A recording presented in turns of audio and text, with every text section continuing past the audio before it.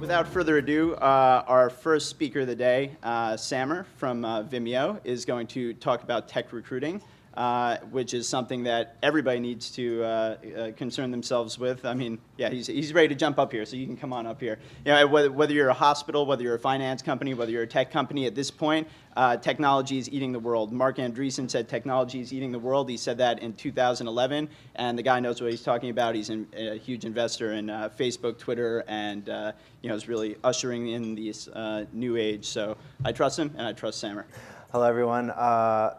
Thanks for getting here so early. You know, I know Fridays at 9 a.m. are not something we all look forward to. You know, myself, I only get up this early for the free bagels at work, you know, or else you can be stuck with the raisin bagels, which we don't want, right? My name's Samer Zaben. I'm the senior technical recruiter at Vimeo. For those of you that may not have heard of Vimeo, we are a video streaming platform that enables creators to make, share, and sell video in the highest quality possible without any disruptive advertising, right? As a senior tech recruiter, I'm responsible for all talent acquisition within product and engineering. So that ranges anywhere from front-end engineering, back-end engineering, mobile, data, infrastructure, all the way to product management, product design. Before I got to Vimeo, I used to work as an agency recruiter. I worked at 2 different recruiting agencies. First one was a company called Dave Partners, very small boutique search agency where we focused on hiring full-time technical talent for post-Series A tech startups. Second one was a company called Mondo where we focused on hiring full-time and part-time technical talent for companies of all shapes and sizes. So anywhere from your five guys in a garage that just acquired funding, all the way up to your Fortune 500, you know, Time Warners, New York Times, et cetera. So is anyone here a technical recruiter? Really? Oh, awesome. Has anyone ever worked at a recruiting agency before?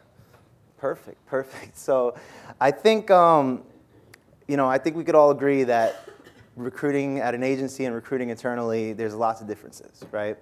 But there's also one thing that I found similar is that in order to be successful and succeed, you really have to have like a strong talent pipeline all the time. You know, you have to have like a very strong network of candidates that you want to present to your clients or to your hiring managers internally. And you know, I was taught very early on that in order to succeed in this, you need to have a good feel for the market. You know, you have to have a good knowledge of the industry that you're dealing with. And you know, working in New York City my entire career, that's something that I tried to accomplish. You know, I wanted to just have a good feel for the pulse of the engineering community, know what they wanted, and you know, just really have an understanding of what makes a candidate tick. So that brings me to my topic today. Tech recruiting recalibrated, evolving ahead of the industry. So what does this mean? It's pretty simple. The tech community is evolving every day, and a good technical recruiter needs to adapt to the industry. A good technical recruiter needs to adapt to the way they source, the way they approach candidates, the way they do outreach. You know, they need to even adapt to the way they present opportunities to the candidate. These are all things that agency and internal folks all deal with. You know, whether you have 20 different clients or whether you have a CTO that you have to, you know, meet his needs, it's all the same thing. But how does a company, especially a company like Vimeo, you know, which is a talent-driven company, adapt to an industry that's always changing? You know, how do you get your engineers to adapt to this? How do you get your hiring managers to adapt to this? You know, and this is something that, you know, my team and I at Vimeo, we always think about. And this is what I want to talk to you folks today. You know, I want to talk to you about a problem that we saw early on and how we decided to go about solving it. So what's the problem? Or, you know, in order to solve any problem, in other words, you have to recognize that there is one. I found this chart over here the other day when I was thinking about what I wanted to talk about, and this was really like a good representation of the market today. You know, when I started recruiting back in early 2012, you could see that the market started becoming more of a candidate-driven market. You know, the blue lines represent candidate-driven market, orange is employer-driven market. So when I first started, it was sort of like almost 50-50. You know, it was more or less like an even playing field. The companies that had the most to offer really got the best talent. But when I joined Vimeo in early 2014, it started trending towards the candidate-driven market. And, you know, at Vimeo, we were sort of already at a disadvantage. You know, we couldn't offer equity because our company was acquired very early on.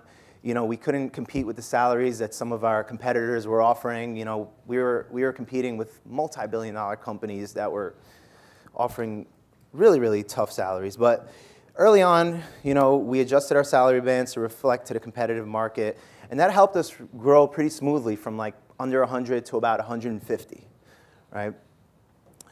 But when we got to 150, that's when we started noticing like unusual patterns, you know, in our hiring process. You know, we started getting candidates turning down our offers. You know, like we were offering better offers than some companies that were out there, but candidates were turning down. You know, we even had, you know, candidates, they were starting to write on Glassdoor about a poor experience, you know, like things that were really out of our control. And, you know, it was a problem that, you know, we started realizing. We realized that over a year, we failed to adapt to the market. You know, our process wasn't really adapting to the way candidates were adapting. So, you know, we learned that it wasn't only about salaries or equities or even impact. You know, they wanted a real connection with the product and a real connection with the team. So we began thinking about this, and we really came up with a long list of items that we knew we needed to improve on. But we needed to start somewhere.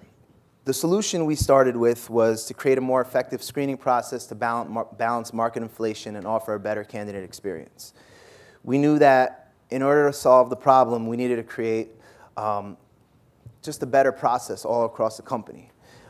In other words, you know, we couldn't control what other companies were doing. Like, we couldn't control the fact that we didn't have equity to offer. We couldn't control the fact that our salaries weren't as competitive.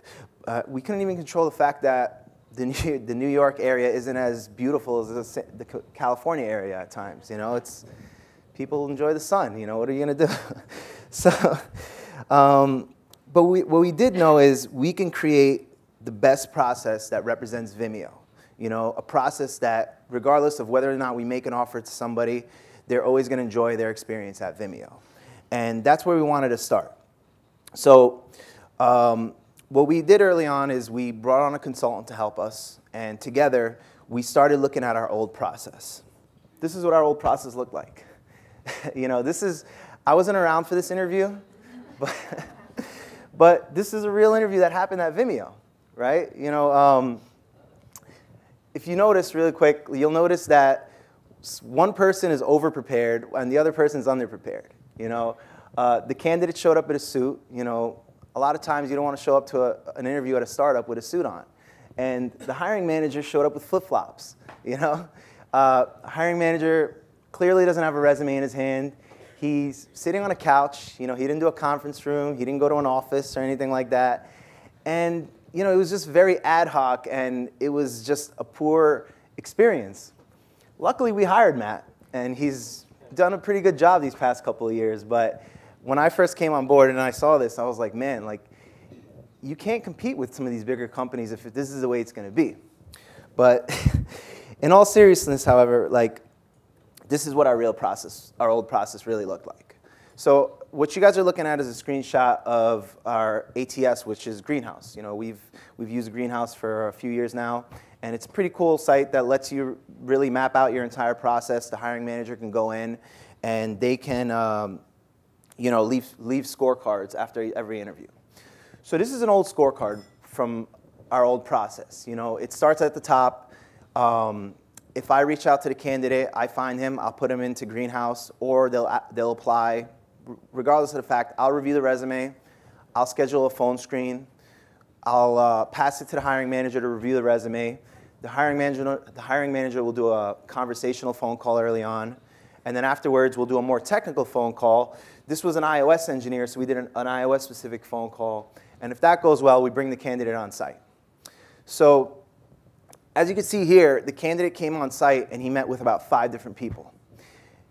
All peer panel interviews. Like, that's what we called them back then. You know, we didn't really know what else to call them, and you know, we sort of let every single interviewer do what they wanted. You know, the problem here was that 4 out of 5 of these interviewers are engineers. So if 4 engineers are interviewing an engineer, they're probably going to talk about the same thing over and over again. And you know, a lot of times that could be, you know, it could be troublesome. You know, like if the candidate wants different perspectives about the company, if they want, you know, different questions they want to answer, an engineer can't answer every single question. Regardless of the fact, we eventually really liked this person. We decided to make this person an offer, and he declined our offer. Despite the fact that we all loved him, he decided to move forward with another company.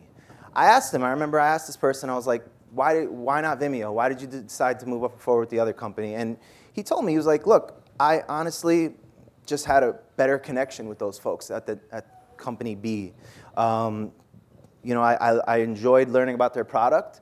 I really enjoyed meeting everyone, and I see myself working with these folks for the next couple of years. So right then and there, like, I thought, like, wow, you know, like, we offered him a better salary.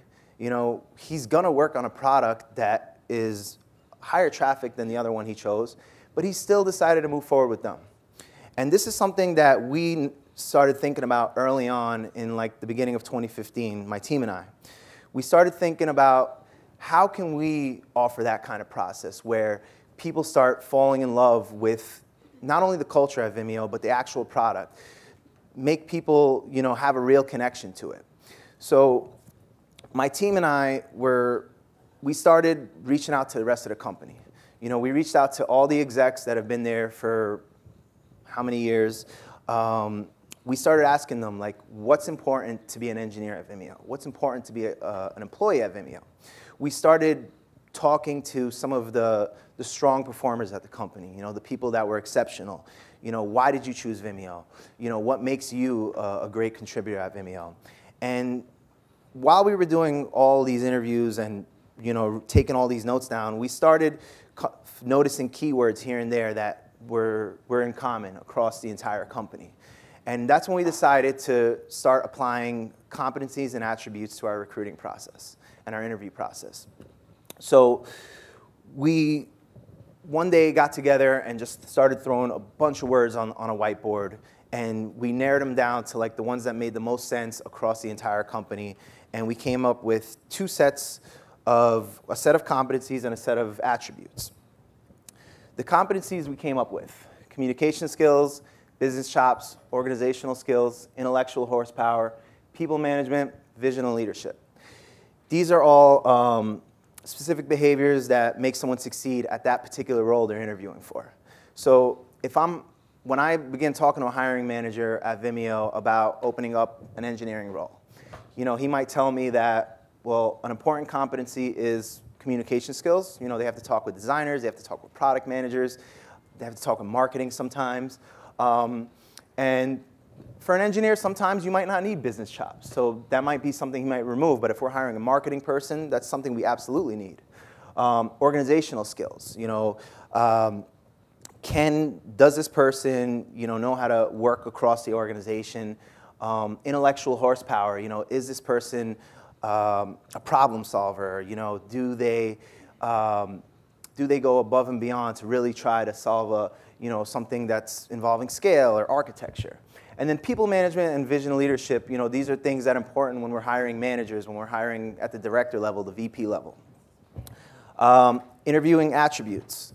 These are characteristics that make someone successful at Vimeo. So we always check for these items right here when we're hiring anyone at Vimeo. So if you're coming in to interview for design, for engineering, for product, for marketing, you know, we're going to check, is this person have user focus? You know, do they think about the user every time they, you know, try to make a decision? Interpersonal generosity, you know, do they work well on a team? Do they share their knowledge with others on the team? Scrappy ingenuity. Do they have the ability to build something from the ground up? You know, at a tech startup and at a company like Vimeo, you know, we're always, sometimes you have limited resources, so you're always asked to really be scrappy and, you know, work on things from an early stage on. Organizational agility. Do they know how to navigate across the organization? Do they know who's the right person to reach out to when they have a particular problem? And then the X factor, keeping Vimeo weird. You know, we're an interesting group of individuals, and you know, that's essentially our culture piece. You know, we like to test that out every time also. Once we put all this together, what we do afterwards is we go to the hiring manager, we ask them which one of these competencies are important to this role, and these are all the attributes we're going to focus on. They assign each interviewer a competency and an attribute to focus on during their interview. This way the interviewer doesn't repeat the same thing that the previous or the one after him would do. And then we also split up the interview panel as well. So it's no longer 4 different engineers interviewing an engineer. We have an engineer do a technical interview. We have a designer that will focus more on like something like you know, user customer focus. We'll have like a project manager focus on like organizational ability. We'll have a product manager that will focus on like something like business chops or scrappiness. And then we'll bring on just a random person across the company to focus on like the cultural piece. So this is what the new interview process looks like. This now, as you can see, we still go through the beginning, resume review, recruiting screen, hiring manager resume review, hiring manager screen. Sometimes we'll do 2 hiring manager screens. This person happened to be in the West Coast, so we decided to do a second screen just in case. There was also a take-home test. The take-home test is something that we incorporate before or after the hiring manager screen. You know, if I'm poaching somebody, you know, I might want the hiring manager to talk to them first. And then finally, the face-to-face. So you could see this hiring manager picked the competencies and the attributes that he felt made the most sense for this product. I mean, for this role. We had a different interviewer from across the organization touch on each single piece. And then at the very end, we get together. Even though they all fill their scorecards, we all get together in a room and we talk about it. You know, for us, it's really important that every interviewer is on board. So if we have one person that says no, that's probably not going to work. If we have 4 maybes, that's definitely not going to work. So we try to make sure everyone's on board and everyone's really excited with this candidate. This person, after we extended this young lady the offer, she signed it in 15 minutes. 15 minutes. You know, and it just shows you that she got all the information she needed. You know, there was no need to sell her on anything afterwards. You know, she knew once walking out of this interview that if these folks make me an offer, I'm signing the contract no matter what. Luckily for us, things have been pretty good. You know, we try to collect as much data as we can. You know, Greenhouse has a pretty cool feature that lets you send out candidate surveys. So we send out a survey to everyone who has either interviewed for the job or accepted the offer. So as you can see, like overall, my interview experience was a positive one, 76%. Greenhouse's customer average is 40%. So we're exceeding that category. People who interviewed me were all well prepared, conducting the interview successfully, 67%. That's 26% more than the customer average. Overall, I had a positive impression of the company having gone through their recruiting process, 71%.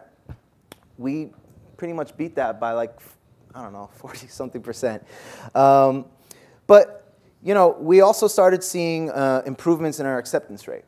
You know, we're up 9% this year. 2015, it's interesting because we switched our recruiting process, our interview process halfway through the year. But overall, we're seeing that, you know, less and less people are declining our offers and more people are accepting. We're even getting a lot more love on Glassdoor these days. You know, people aren't, you know, I don't know about you folks, but I try not to read Glassdoor reviews over the weekend. But this is one that I always like to come back to. You know, process took 2 weeks. This person highlighted every single step and, you know, had nothing but nice things to say. So overall, you know, us changing our interview process and us adapting to this particular problem has helped us solve one thing that we're trying to solve, you know, but it also gave us the groundwork to really start thinking about newer things that we want to get through, like employer branding, engineering branding, you know, and other things like that. But it was really fun, and you know, I'm hoping that this is something that, you know, can be helpful to you folks if you ever need to get your engineers in the right place when it comes to interviewing. Quick shout out. This couldn't have happened without the 3 women in my life, you know. You know, there would be no interview process at Vimeo without them, and there certainly wouldn't be Samer without them. So I enjoy working with them all the time. And then Great Scalable, great company. This company is led by a former Google exec named Charlie Gray. He does embedded HR and recruiting. He helped us out a lot with our new interview process. So if you ever had a chance to work with these folks, I highly recommend it. But that was my presentation. So if you guys ever have any questions, I'm always available online. I hope you guys enjoyed it.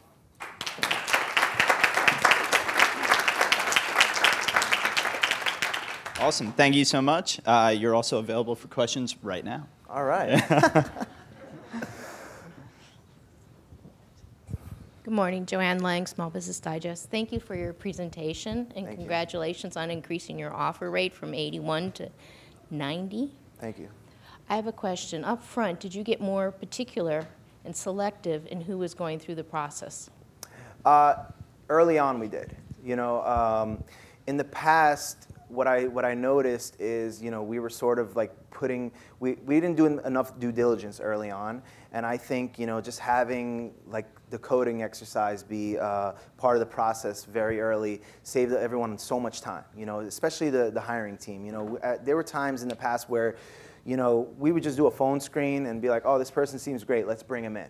You know, and then when he's on site for 4 or 5 hours, we would just get like a bunch of no's across the table. So like we were able to, the new process has certainly helped us with that aspect, of course. You know.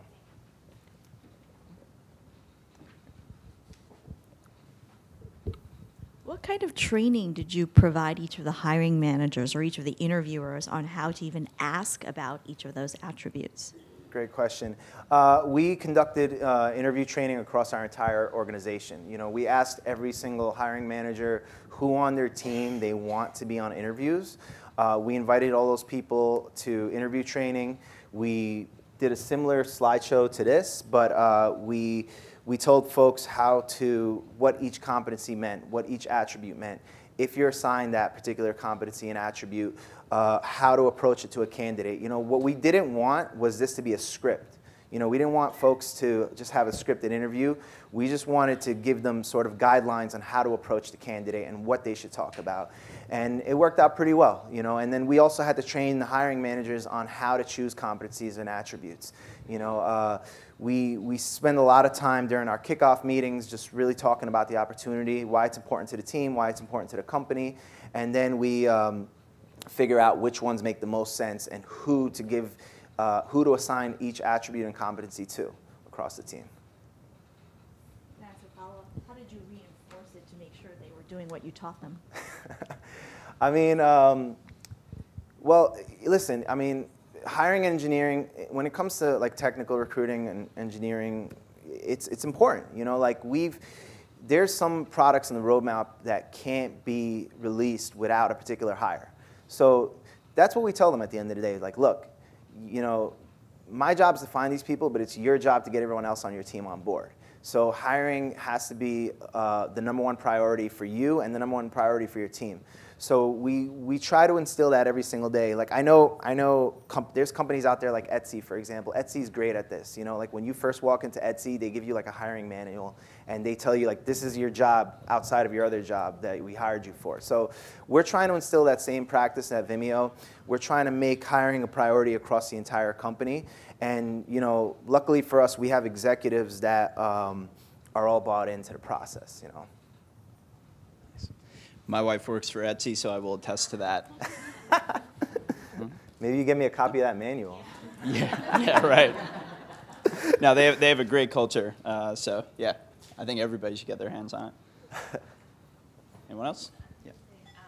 Just to add to your question, Samer, we forgot to talk about this. We have a question bank.